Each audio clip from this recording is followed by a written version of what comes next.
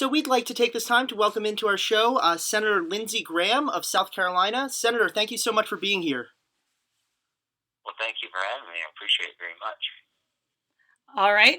Well, today we're actually going to ask you a few questions, a lot of questions many college students kind of have on their mind and would love to talk to you about. So we're kind of going to be the advocates of them here. Tyler, you want to start us off? Yes. So, Senator, we were obviously all shocked and saddened at the events that happened in Paris this past Friday.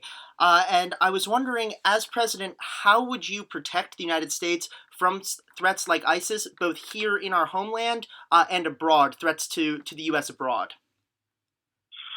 Well, that's a good question. Number one, we're finding radical Islam who's motivated by their religious beliefs to purify their faith. The biggest victims of radical Islam has been other people within the faith. To destroy Israel, destroy the Christian faith, come after us. I don't know why they're crazy. They're just crazy. They don't represent Islam as a whole. So what would I do? I would ask the region who wants to destroy ISIL as much as we do. Egypt, Jordan, Saudi Arabia, Turkey, they have all big armies. We would use their armies going on the ground and hit ISIL in their backyard before they hit us in our backyard. When it comes to war, I want it to be an away game. If we got to have war, I want it to be over there, not over here. And the good news is that people in the region are not buying what they're selling. And how do you win the war over a long period of time? Exactly. The military part is just a small part of it. Exactly. And we're wondering what specific steps would you take as president to combat ISIS?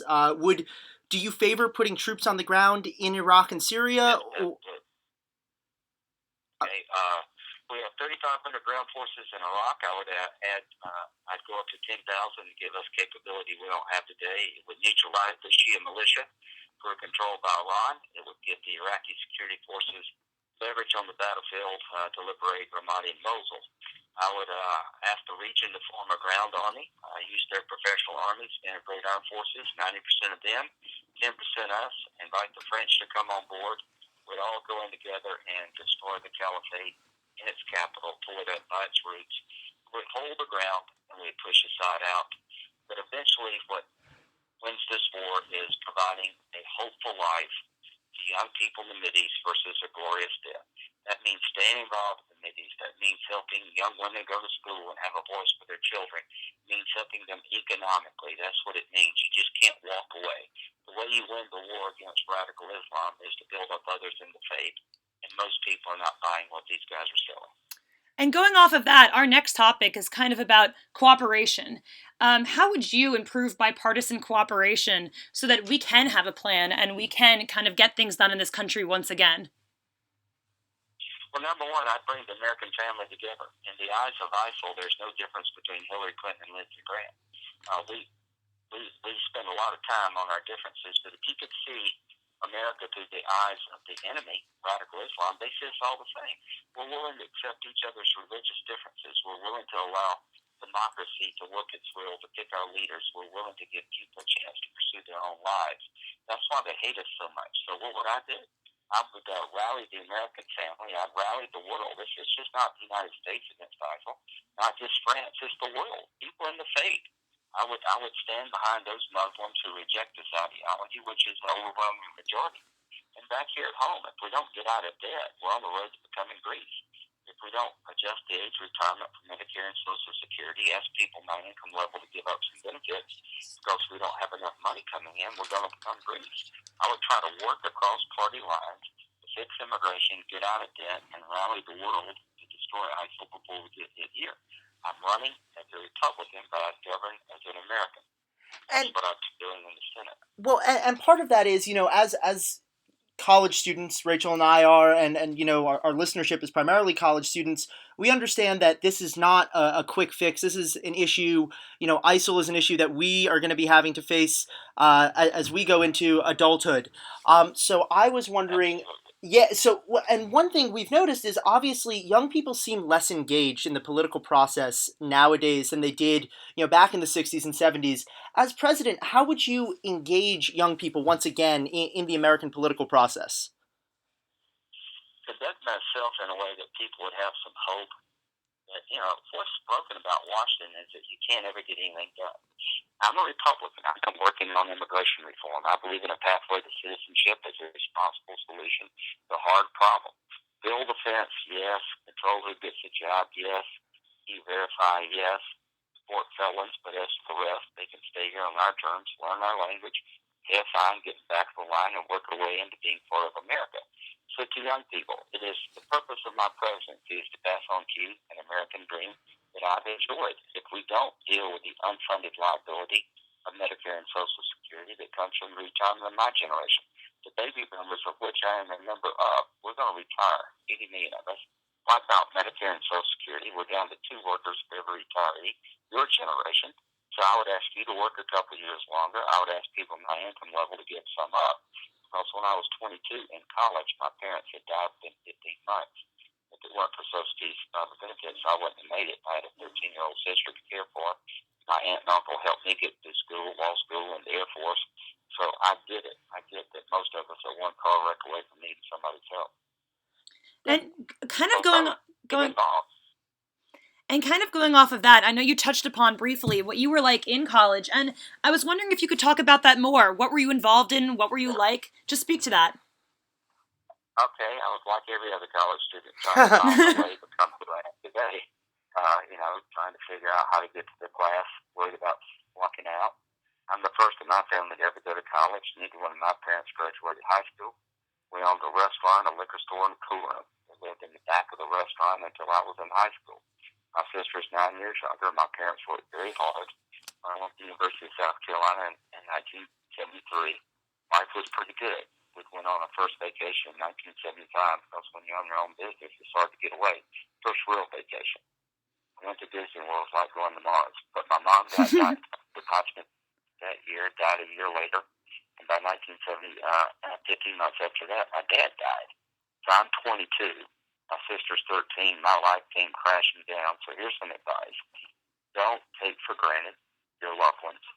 Call people. Don't text and email all the time. Pick up the phone. Let them hear your voice. And remember that life is very volatile. It's a joy to be healthy and have your family and friends. Don't take it for granted. But if it weren't for student loans, my sister wouldn't have gone to college. If it wasn't for Social Security Survivor benefit check, we wouldn't have made it financially. I'm 60. I'm not married. I don't have any kids. I could give up some benefits. I'm well off to save Social Security that people are going to need in the future. Well, So all I can say about college, it started great, and by the time I was through, my life came crashing down. If it weren't for family, friends, and faith, I wouldn't be talking to you today. So just keep your chin up and don't take for granted those who love you.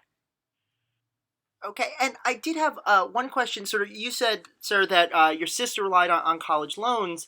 Um, you know, College tuition is getting to be a prohibitive cost for the majority of Americans.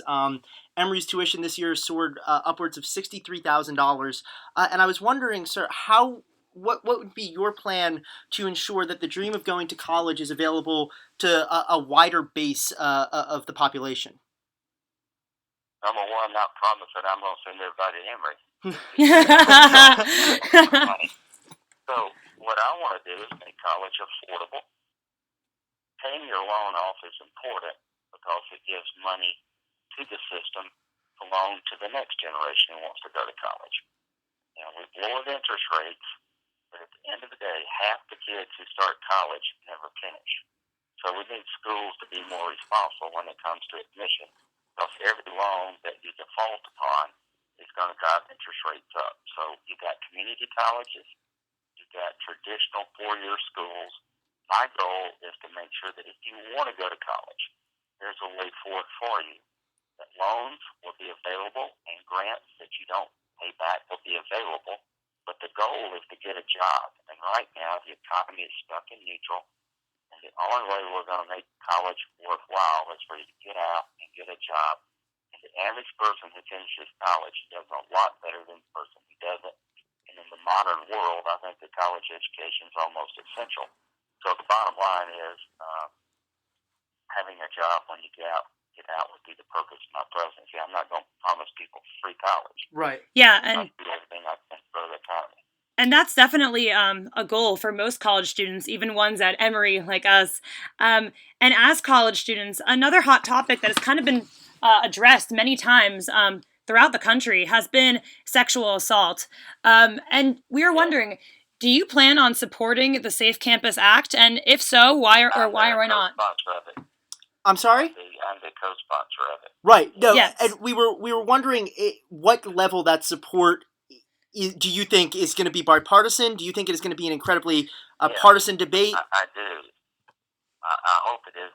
Christian Gillibrand and I have worked on this. What it's trying to do is to inform parents and students what the environment's like. I want you to know what you get when you go to college. I want to publish graduation rates. I want colleges to have to provide information to consumers. Make this more of a business choice. If you go to this college, how many people get jobs? What's the average salary for graduate at particular college? And what's the safety rating of that school? What are the policies in place to make sure that victims of sexual assault can come forward? What are the preventative measures in place? Absolutely, and I want colleges to up their game. We're doing that in the military. There's a real effort to reform the way the military deals with sexual assaults, and it's a rampant problem at schools. And this act is going to put colleges on notice. If you're going to get federal assistance, you're going to have to start improving your game here and informing students and parents of what the environment's like. And I think you know what? Sunshine will help a lot. The more you know about the environment at that school, the better the school will do. And I think both Tyler and I are looking forward to those changes. And we hope that, with this next presidential election, we'll be able to see the reform on college campuses and off college campuses. I think that's coming. I think it really needs to shine a light on this problem. What? You go to a great school, $52,000, that's a ton of dough. But let me tell you this, an Emory degree is probably worth every penny of it. And, just enjoy yourself. The one thing I would tell you is that, it is a great time in your life. Enjoy yourself, and just don't take too much for granted. That's the only good advice I can give anybody, given my life story, is just don't take things for granted.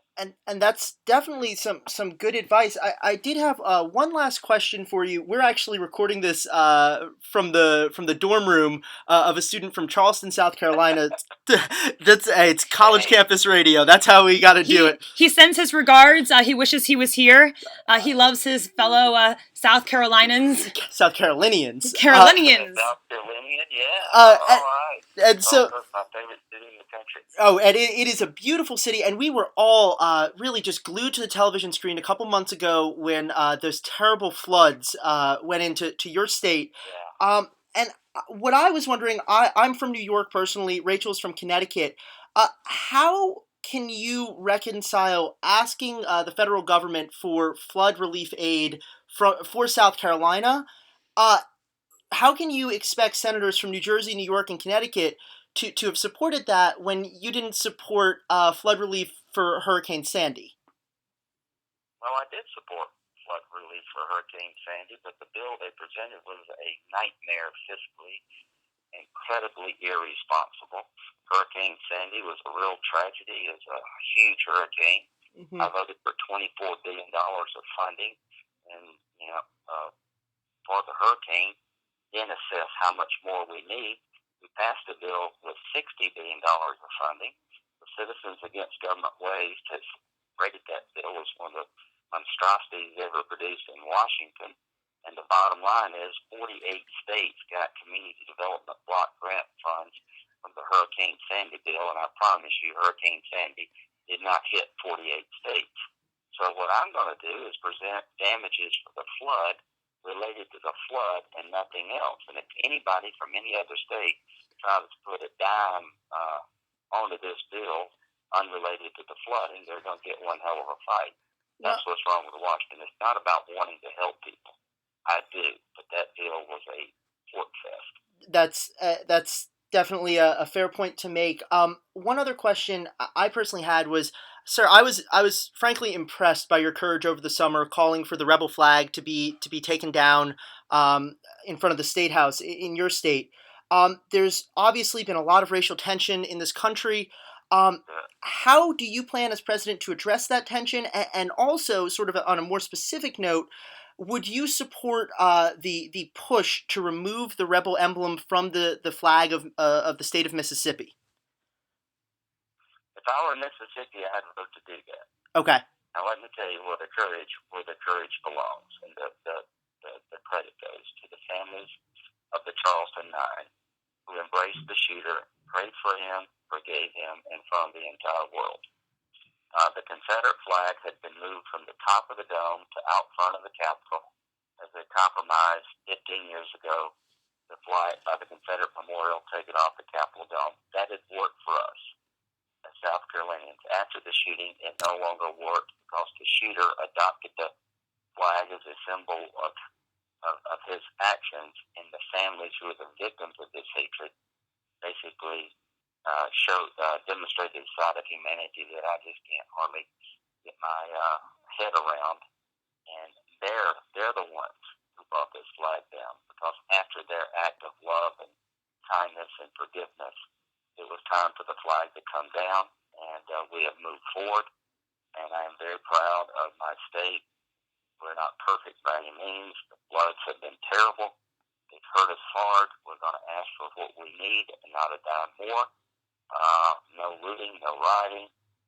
Charleston was an example of what the world could be like. And at the end of the day, 2015 has been a very tough year in South Carolina. But give the credit where the credit's due, not to politicians, but to those family members who brought out the best in the state. Thank you, sir, for those kind words. I think we have Thank just. y'all, guys. I've got the scoop. Yes, no, sir. Yes, This is we actually have this our is last our question last for you. question. So to wrap up our Okay. segment, Senator, we were just wondering, what was your favorite song that kind of defined your college years, and if so, we would be honored to play it on the air at the end of this segment. It really didn't define my college years. My favorite song is called "Stand By Me" by Benny King. Oh, I love that song. Okay. Song. And it touches me in many ways, and I'm a Motown guy, and but that song and "What Becomes of the Broken Hearted" by Jimmy Ruffin are two really, I think, penetrating songs. And so I'll take "Stand By Me" and go Emory. Yes, sir. Great. Well, thank you, Senator, so much for being on the air with us. Tyler and I have really appreciated it. Yes, sir. And thank you. Happy belated Veterans Day. Thank you for your service to our country as a veteran. We really appreciate what you and every other man and woman in uniform does for our country. Well, enjoy life, guys. Embrace it. Make a difference if you can. I'm sure you will. And the best days for our country lie ahead if we want them to be.